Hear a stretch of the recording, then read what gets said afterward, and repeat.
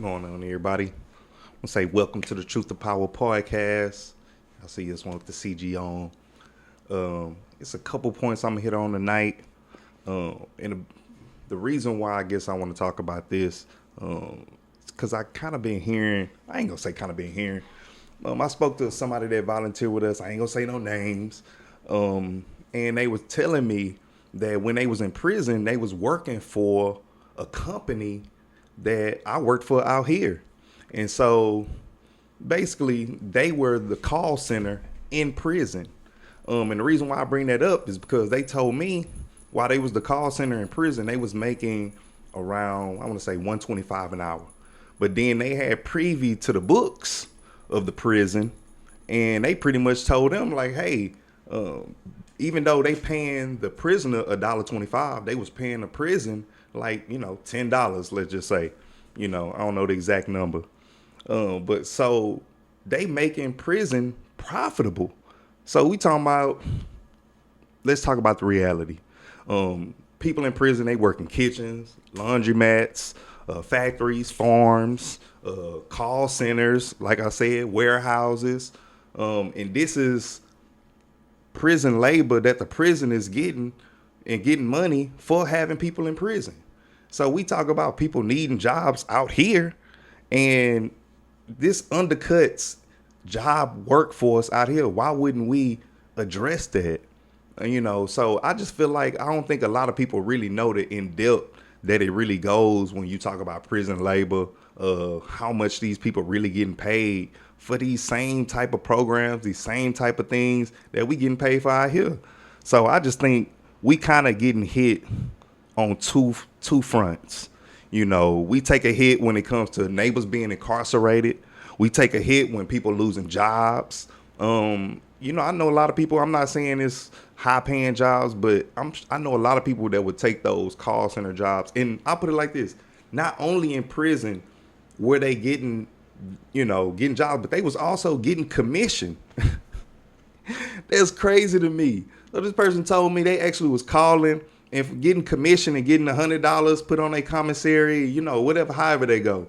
I never been to prison, so I don't know that whole sequence.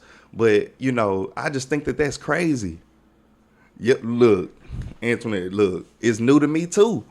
I ain't think that people out here, like, they really out here, hey, hey, can we set you up for an appointment? Like, they really out here. So them jobs that people can have out here, but guess what? A lot of call centers are closing. Now you know why. It don't just have to do with the economy. It don't just have nothing to do with, hey, we got to downsize. We losing money. Nah, they ain't losing money. They just found a better way to subsidize it. Yeah, I'll tell you what, they are.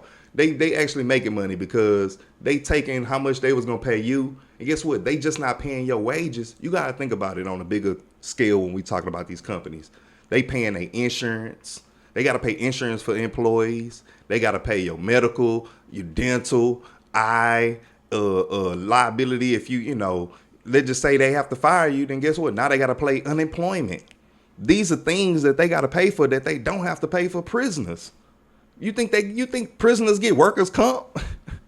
I don't think so. If they do, let me know. But, as far as I know, not too many people is out here getting workers' comp when you talk about prisons and labor in prisons. So I don't think we really know the severity. How much could our businesses flourish? I see Miss Sandy, how much could your business flourish if you can go get a person out of prison and pay them $1.25 an hour to work for you? Come on now.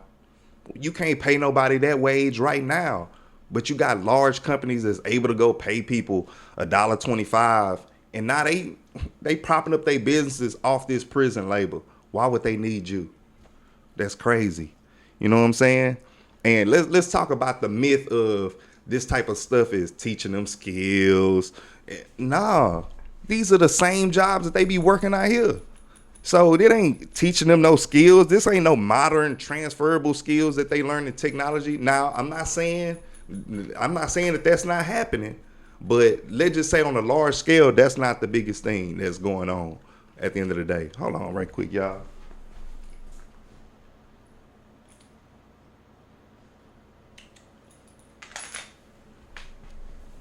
dog collar gonna be scratching, and I'm hearing everything. But back on track.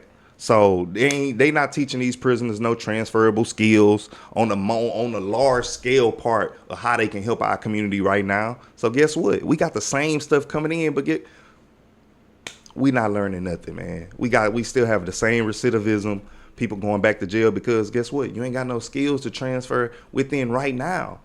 And I don't know if anybody really been to no Taco Bells in the hood, but if you realize it's only people making the food. And that's probably for right now, but you ain't got people taking your orders inside or out when you come to Taco Bell. So you already got businesses like Frenchie's that don't take cash. Not for real, modern day slavery. But we not thinking about it. And this is when I get at people when they talk about, oh, I don't like politics. I don't deal with politics. I say, cool, you ain't got to deal with politics. It's going to deal with you. So I want people to keep that in mind. This type of stuff is passed through politics. And guess what? It's only going to be stopped by you going and either unelecting these people, replacing these people, or getting with the people that's willing to make the right decisions when it comes to this stuff. And we're going to talk about solutions at the end. But I'm going to give some solutions that, that's just what I'm about. We got to have these solutions at the end of the day. So I just think that that's crazy. People return home with no savings, no revenue, no resume, so you can't take them skills and say, hey, guess what? I did work in a warehouse in prison. Well, you probably can these days. Who knows? But I don't think how many people going to really do that. So you got companies literally getting their businesses propped up. And I just posted this on my story the other day. You literally got prisons in other states that's suing the state because it ain't enough prisoners in the beds. So guess what? They are suing the state because guess what? They don't have enough prisoners in their bed. And so they saying they suing the state because of lost wages. Like, hey, we losing money because y'all not putting enough people in jail. Come on, man. That's really going on. I should have got the report to which state that's going on in, but I promise you, it's easy to look it up. I'm pretty sure it's like Mississippi, Alabama or something. Could be Florida. I don't know. But I'll figure that out. But when it comes to this, I promise you, how many businesses, my man that's on here now, how further could your business go if you could hire somebody for $1.25 an hour? Come on. So you literally got prisons and businesses, Verizon, farms, making money, saving money, pocketing money because they able to go get somebody for $1.25 an hour in prison. And guess what? The people in the prison they cut off top. So they making money doubly. They getting taxes they getting tax money from us because they in jail and we paying for the people being in jail. And guess what? And then we getting taxed again because we losing wages, losing money. And now the large companies able to go save more money because now they can go hire somebody for $1.25. Like, that's crazy. And guess what? They ain't got to get them insurance. They ain't got to get them workers' comp. They ain't got to get dental, medical. They ain't got to worry about no leave. They ain't got to worry about PTO. Come on. I don't think we thinking that deep when we talking about these corporations, like people getting over. So I want people to keep all that. These are things that play a part. So when you talk about it, when people say, oh man, I don't really fuck with that politics. Come on now. It's gonna mess with you. So you ain't gotta just understand that part about politics. It's about who making the decision and how can we get them out of office? And somebody told me this a long time ago. They said black people, we vote people in, but we don't vote them out. And I be goddamn. We don't vote nobody out. We vote them in, but we don't vote them out. So when we talk about this, man, our businesses could flourish as well if we can go get prison labor for $1.25 an hour. So this ain't something, we got to think about this on a whole scale of things when we got prisoners now working in call centers, calling people from prison, getting commission checks in prison. That's crazy. And guess what? The prison taking their money off top. Because if they, like I said, if they paying the prisoner $1.25, they making 10. So we got to think about that when it comes to businesses and when it comes to politics of how we making the decisions or who making the decision for us.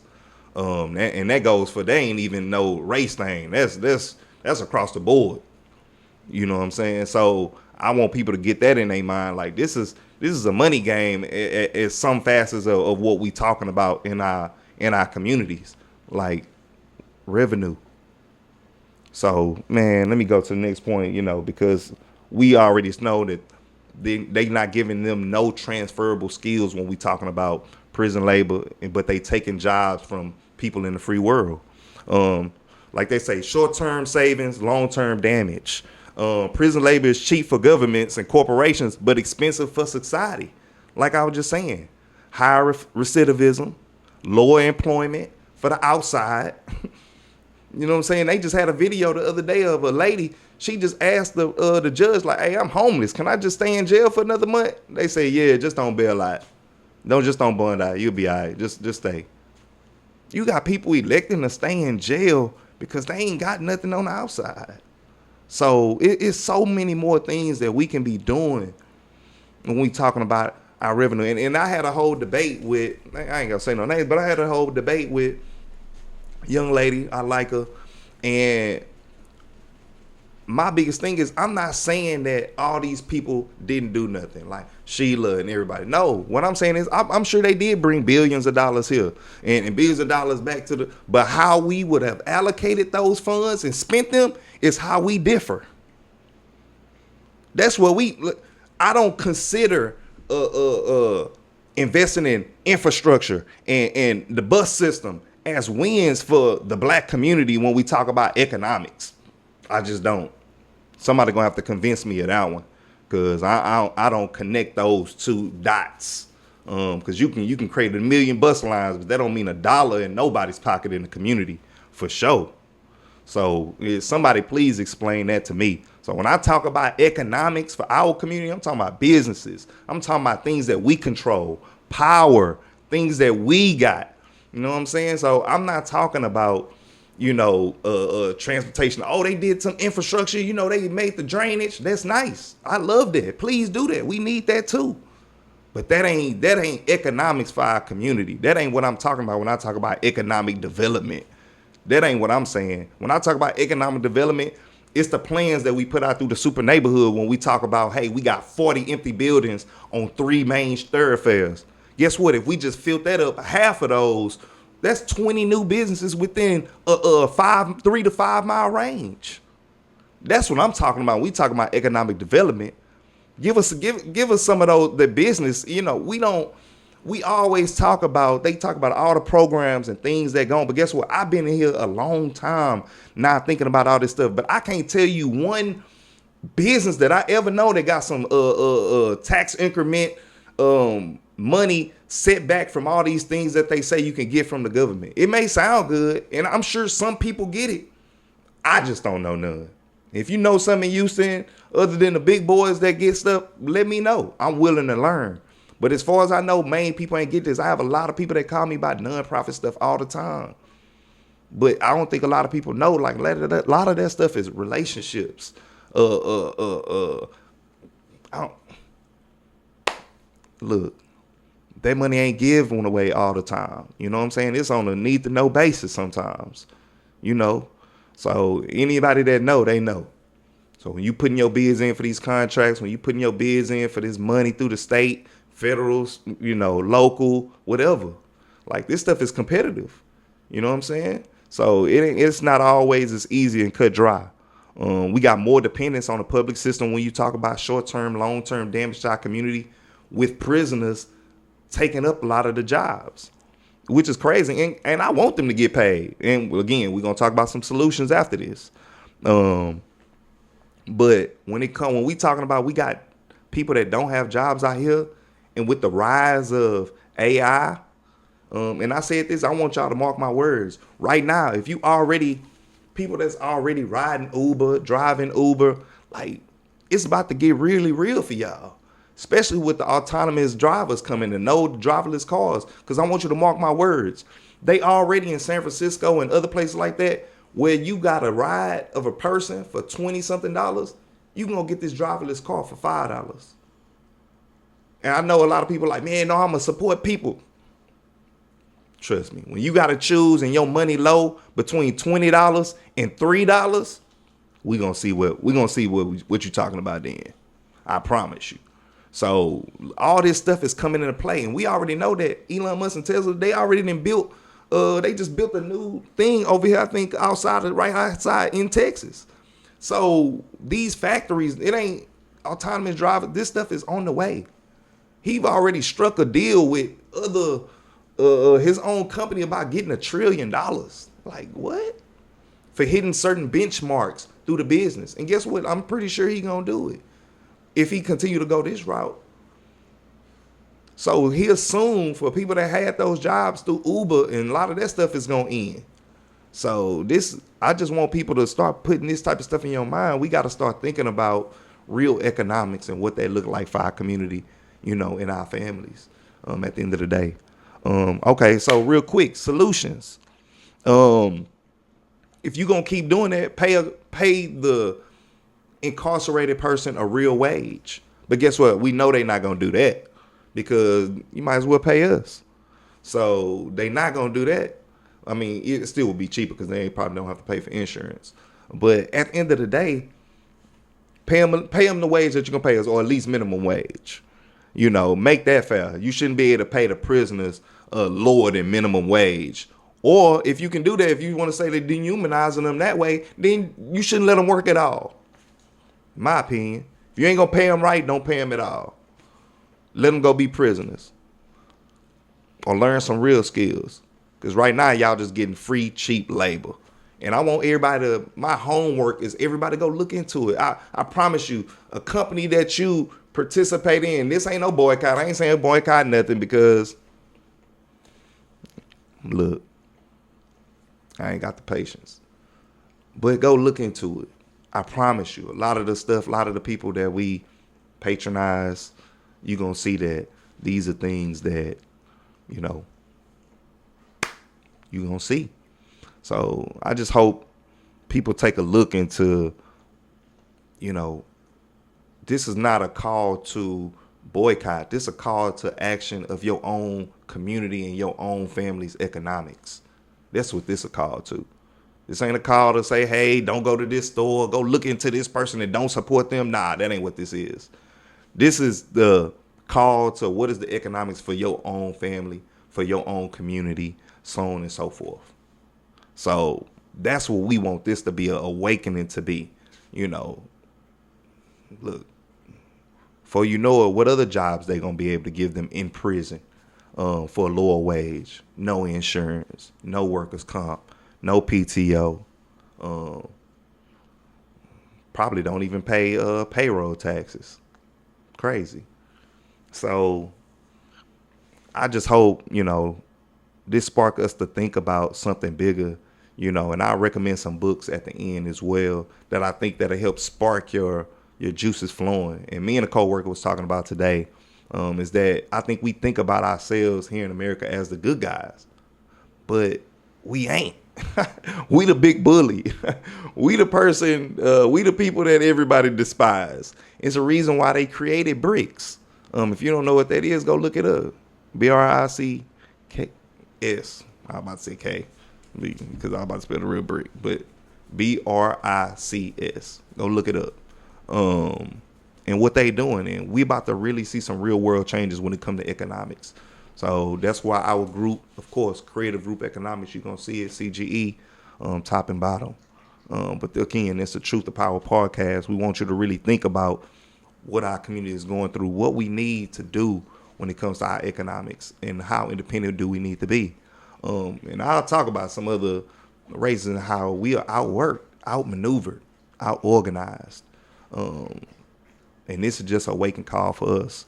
We can also in line invest in communities most impacted by incarceration. But that take us, we don't want them in our communities. We more to go to a community. We more likely to go to a community meeting to deny some housing more than we are to help something, which is crazy. We thinking about, right when we need to be thinking about helping people, we thinking about our property values. But we ain't thinking about our property values when that store around the corner being dilapidated, having people having prostitution, selling drugs, solicitation at there for the past 20 years. We ain't thinking about our property values then. So let's think about it all the way around. But again, just to recap, the bottom line is prison labor, isn't criminal justice. Like, that's not reform. They not teaching them no new skills. All they doing is taking away from the workforce that's outside, especially when you're talking about jobs like call centers, warehouse jobs, farming. These are jobs that people can do and need to know these days. So, we already have enough Amazon factories, things like that that's being fully automated. In China, they just automated a full shipping yard that operates 24 hours a day. So I want us to think about all these things when we talking about our economics for our community. So just real quick, that's all I want to talk about. And go check us out again. Truth to Power Podcast. We out. Peace.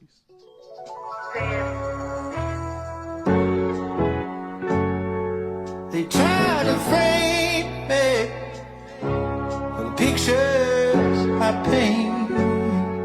It's a crime.